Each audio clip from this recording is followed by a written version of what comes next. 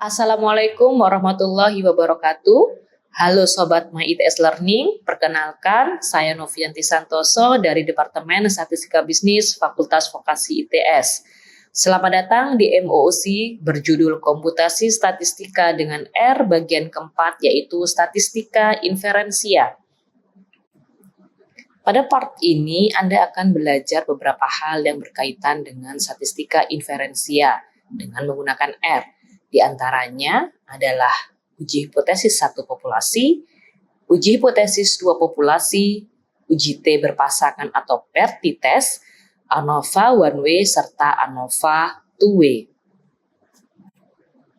Uji hipotesis satu populasi merupakan suatu metode untuk menentukan apakah rata-rata populasi yang tidak diketahui berbeda dari nilai tertentu. Uji hipotesis ini dilakukan dengan menetapkan hipotesis 0 serta hipotesis alternatif. Hipotesis yang digunakan dalam uji rata-rata satu populasi adalah sebagai berikut. Hipotesis 0 atau hipotesis awal merupakan kondisi yang diujikan, sedangkan hipotesis 1 atau hipotesis alternatif adalah kondisi yang berlawanan. Misalkan, hipotesis 0 adalah mu sama dengan mu 0, yaitu suatu konstanta, maka hipotesis alternatif yang memungkinkan adalah mu tidak sama dengan mu 0, mu lebih besar dari mu 0, atau mu lebih kecil dari mu 0. Statistik uji dibedakan menjadi dua, yaitu untuk sampel besar dan sampel kecil. Statistik uji untuk sampel besar adalah sebagai berikut. Z sama dengan Y bar dikurangi mu 0 dibagi sigma per akar N. Dengan kriteria penolakan yaitu tolak H0 jika nilai absolut Z hitung lebih besar dari nilai kritis Z alfa per 2 atau Z tabel. Sedangkan statistik uji untuk sampel kecil adalah sebagai berikut. T sama dengan Y bar dikurangi mu 0 dibagi S per akar M. Dengan kriteria penolakan yaitu tolak H0 jika nilai absolut T hitung lebih besar dari nilai kritis tabel T alfa per 2 dengan derajat bebas N-1. Implementasi pada R untuk uji Z. Pada saat implementasi uji Z pada software R, kita terlebih dahulu perlu menginstal package BSDA. Kemudian setelah itu, kita akan panggil menggunakan library BSDA tersebut. Sintak dasar pada uji Z yaitu z.test dalam kurung x, y, alternatif bisa diisi to.sided atau less than serta greater than bergantung hipotesis alternatif yang kita gunakan. Kemudian kita perlu mendefinisikan mu, sigma.x, sigma.y, serta confidence level. Nilai x dan y di sini adalah nilai sampel, baik itu sampel pertama maupun kedua. Kemudian alternatif di sini adalah hipotesis alternatif yang kita gunakan, sedangkan mu adalah min di bawah H0, sigma.x adalah standar deviasi populasi dari sampel pertama, sigma.y adalah standar deviasi populasi dari sampel kedua, dan confidence level adalah tingkat kepercayaan. Contoh kasus, misalkan nilai IQ pada populasi tertentu berdistribusi normal dengan mu sama dengan 100 dan sigma sama dengan 15. Seorang ilmuwan ingin mengetahui apakah sebuah cara atau tindakan baru mempengaruhi tingkat IQ. Sehingga dia merekrut 35 pasien untuk menguji tindakan baru tersebut. Langkah pertama kita tentukan hipotesis yang kita akan gunakan. H0 adalah mu sama dengan 100, sehingga alternatifnya adalah mu tidak sama dengan 100. Dengan menggunakan R, kita bisa imputasi data IQ 35 pasien dengan cara data sama dengan C, dalam kurung kita bisa masukkan list data IQ dari 35 pasien tersebut.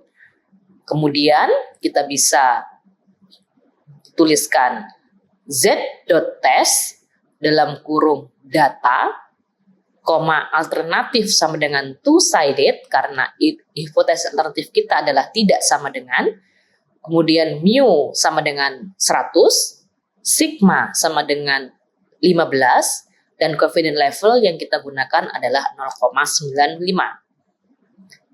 Dengan mengetahui nilai Z tersebut, kita tentu memerlukan nilai Z kritis atau Z tabel dengan menggunakan sintak key norm dalam kurung 0,05 per 2, lower dot tail sama dengan true, dan yang berikutnya adalah lower tail sama dengan false. Output terdiri dari nilai Z hitung diketahui yaitu 0,28175. Mohon maaf, 0,28172 dengan p-value 0,7782. Sedangkan nilai Z kritis atau Z tabel adalah 1,95994 atau 1,96 kalau kita bulatkan.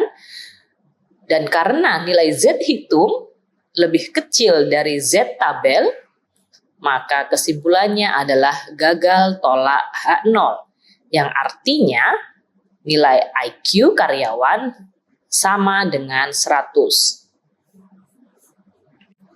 Berikutnya adalah implementasi uji T pada R dengan menggunakan data slip. Dengan menggunakan data slip ingin dilakukan pengujian apakah mu sama dengan 0.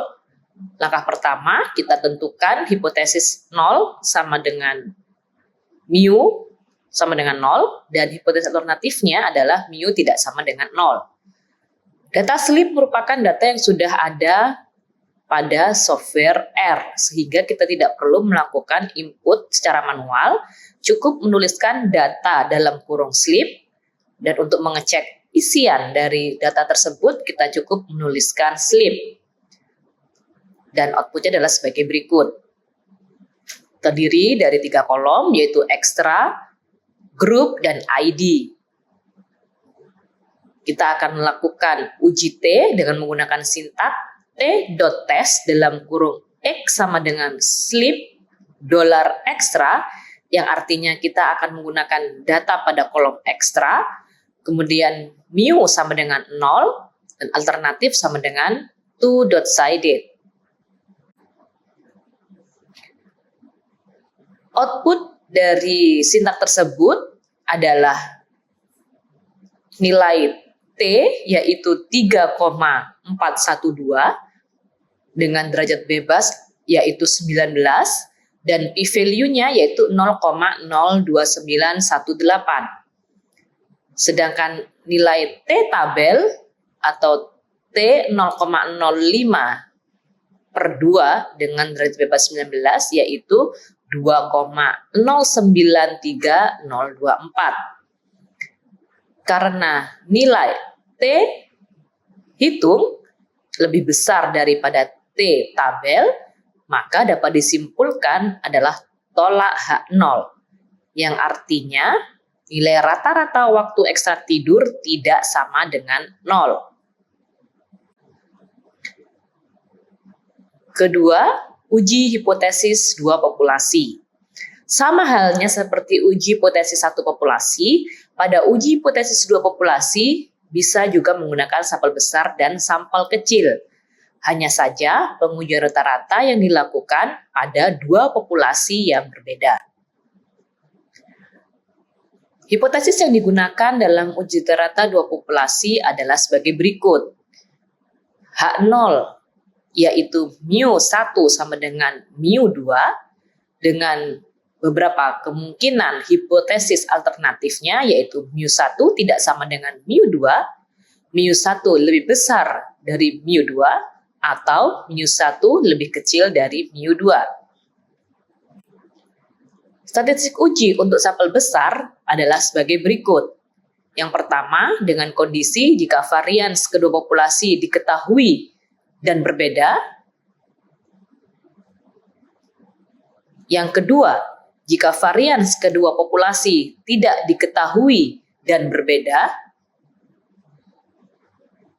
Dan yang ketiga, jika varians kedua populasi tidak diketahui dan sama nilainya. Kriteria penolakan sama seperti uji hipotesis satu populasi, yaitu tolak H0 jika nilai absolut Z hitung lebih besar dari Z alfa per 2.